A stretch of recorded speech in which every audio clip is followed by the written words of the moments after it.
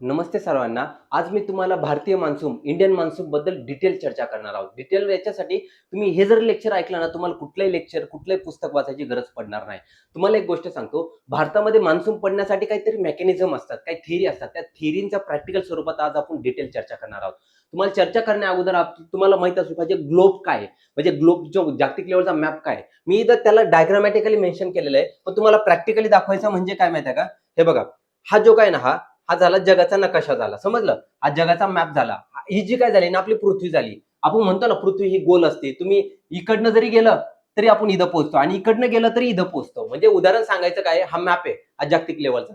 आणि जागतिक लेवलचा मॅप हा बघताना ना इथं काय आहे, आर्टिक सर्कल आहे, इथं अंटार्क्टिक सर्कल आहे. म्हणजे इथं आर्टिक ओशन आहे, इथं अंटार्क्टिक ओशन आहे. इथनं काय झालेलं आहे, इक्वेटर असा पास झालेला आहे. मी तुम्हाला हे सांगतो काय आहे, की तुम्हाला मी डायग्रामॅटिकली सांगितलेलं आहे ऑलरेडी. ते डायग्राम मध्ये मेन्शन केलेलं आहे, पण तुम्हाला मॅपच्या माध्यमातून आधी समजून घेणं फार महत्वाचं आहे. इथनं इक्वेटर असा पास झालेला आहे, इथनं ट्रॉपिक ऑफ कॅन्सर पास झालेला आहे, इथं ट्रॉपिक ऑफ कॅप्रिकन पास झालेला आहे. म्हणजे विषुवृत्त, कर्कवृत्त, मकरवृत्त असं इथनं जागतिक लेवलला असं पास होत असतं. इथं आर्टिक ओशन आहे आणि इथं अंटार्क्टिक महासागर आहे. तुम्हाला आता एवढी गोष्ट समजलं. इथं भारताचा मॅप आहे, इथं आफ्रिका कॉन्टिनेंट आहे, इथं ऑस्ट्रेलिया कॉन्टिनेंट आहे आणि इकडच्या साईडला नॉर्थ अमेरिका आणि साऊथ अमेरिका. म्हणजे इकडनं जरी गेला आपण तरी इथं पोहोचतो. म्हणजे इथं नॉर्थ अमेरिका आणि साऊथ अमेरिका कॉन्टिनेंट. तुम्हाला या तीन गोष्टी मी इकडे पुढे मेन्शन केलेल्या आहे, तर तुम्हाला पुढे दाखवेल मी. आता उदाहरण सांगतो तुम्हाला.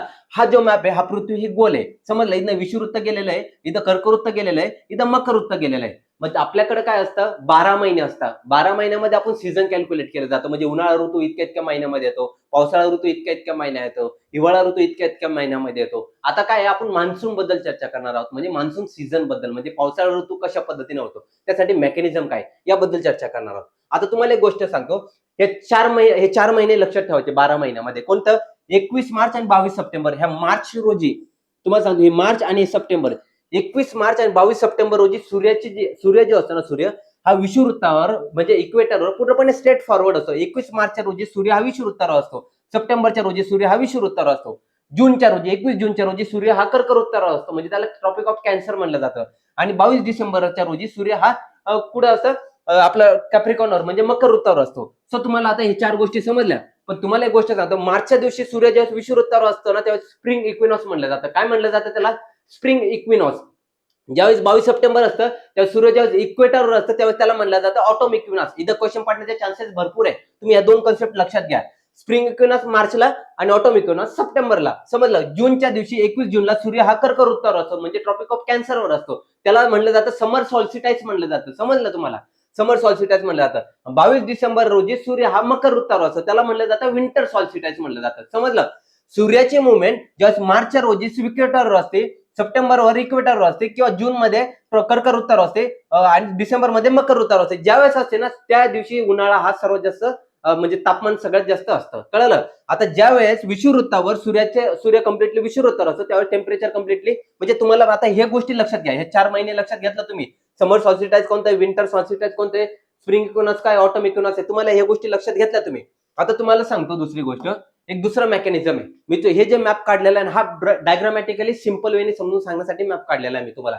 म्हणजे इथं नॉर्थ अमेरिका, उत्तर अमेरिका, दक्षिण अमेरिका. म्हणजे तुम्हाला मी पूर्णपणे एक एक्झाम्पलच्या माध्यमातून सांगणार आहे. उत्तर अमेरिका, इथं दक्षिण अमेरिका, इथं पेरू देश आहे.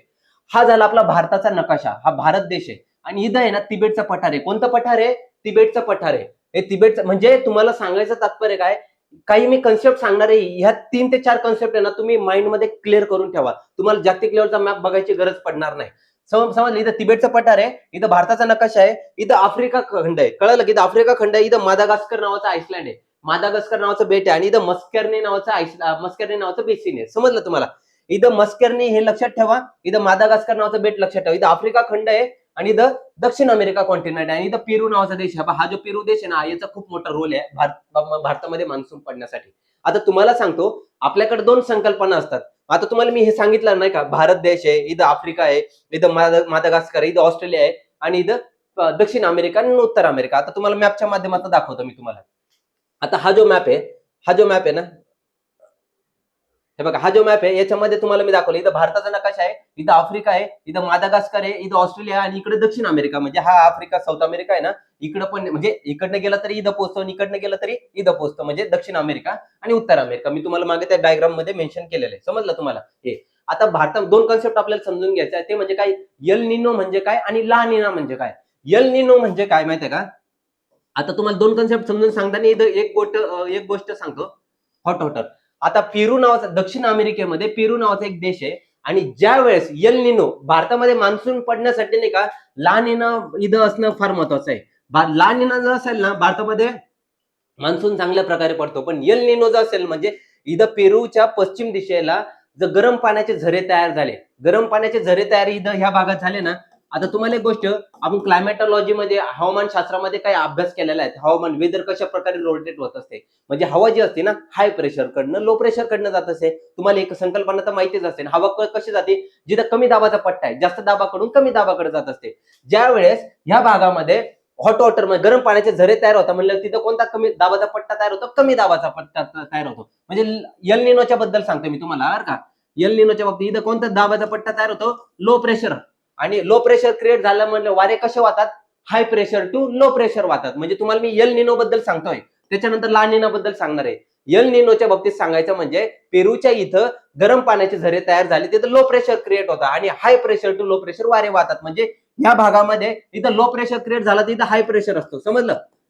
इथं हाय प्रेशर असतं, वारे कसे वाहतात, high pressure to low pressure वाहतात. म्हणजे त्यामुळे काय होतं माहितीये का, साऊदर्न ओसिलेशन इंडेक्स हा जो इंडेक्स असतो ना इथं, हा निगेटिव्ह होतो, समजला. हा निगेटिव्ह होता. आणि भारतामध्ये मान्सून पडण्यासाठी ना, वारे जर इकडून जर ह्या भागात इकडे वाहिले तर भारतामध्ये मान्सून पडणार आहे का, तुम्ही सांगा, पडणार आहे का, नाही पडणार आहे. भारतामध्ये मान्सून जर पडायचं असलं तर वारे ह्या भागातनं इकडे वाहिले पाहिजे, समजलं तुम्हाला. या भागातनं जेव्हा इकडे वारे वाहतील त्यावेळेस भारतामध्ये चांगला मान्सून पडेल. आणि ज्यावेळेस यल निनो असतो ना, इथं गरम पाण्याचे झरे तयार झाल्यानंतर वारे जे वाहतात ते high pressure to low pressure वाहतात, म्हणजे या भागातनं इकडे वाहतात. त्यामुळे भारतात मान्सून पडणार आहे का, नाही पडणार आहे. यल निनो भारतासाठी काय आहे, भारतीय शेतकऱ्यांसाठी काय आहे, हानिकारक असतं. त्या पद्धतीने याला म्हणलं जातं यल निनो. आता ला निना बद्दल मी तुम्हाला सांगणार आहे. ला निना मध्ये काय असतं माहितीये का, इथं हा जो पेरू नावाची कंट्री आहे ना, पेरू नावाचे देश, इथं गार पाण्याचे झरे तयार होतात. कुठलं, इथं गार पाणी, इथं थंड हवेचं, इथं गार पाण्याचे झरे तयार होतात आणि इथं लो प्रेशर क्रिएट होतो, कळलं का. इथं गार पाण्याचे झरे तयार झाले ना, तर म्हणजे ला निना समजून घेताना ना, आपलं तिबेटचा पठार आहे ना, तिबेटचा पठार ते समजून घ्यायचं.